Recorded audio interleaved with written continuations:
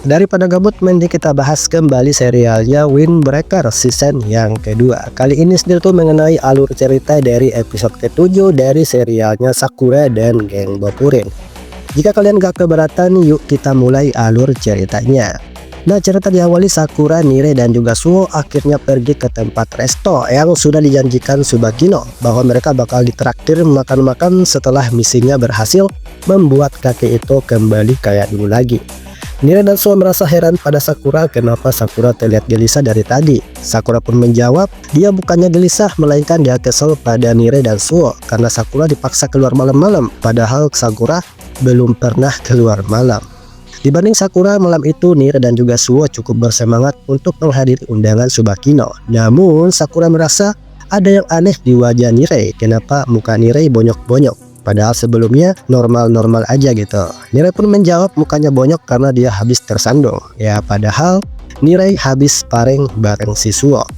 Ya, mereka pun berjalan dan sampailah mereka di sebuah tempat hiburan malam yang dipenuhi lampu kelap-kelip, yaitu tempatnya orang-orang dewasa berkumpul. Nah, singkat cerita, setelah masuk ke dalam wilayah tersebut, Nire mulai khawatir dan mengatakan bahwa tempat ini bukan tempat yang seharusnya dimasuki oleh anak-anak SMA seperti mereka.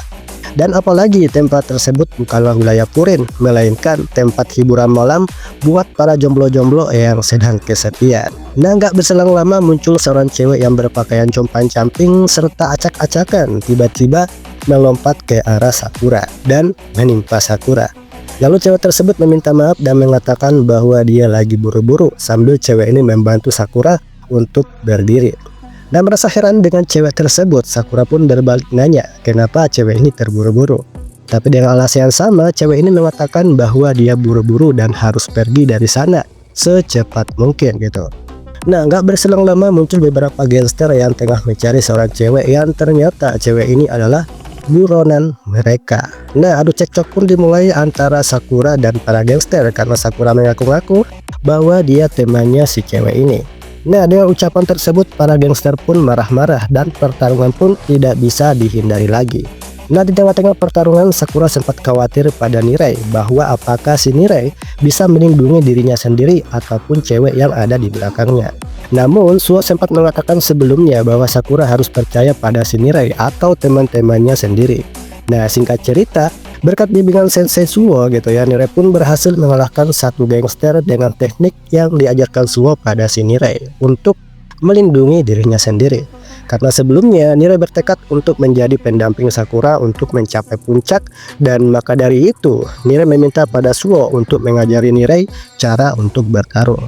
Nah, scene beralih sebelum pertarungan terjadi yang dimana Suo akan mengajari Nire cara bertarung sederhana. Suo pun mengatakan pada Nire pertama-tama dia bakal mengajari Nire sebuah teknik pertahanan, sembari mengajari Nire cara menghajar musuhnya untuk mempertahankan diri.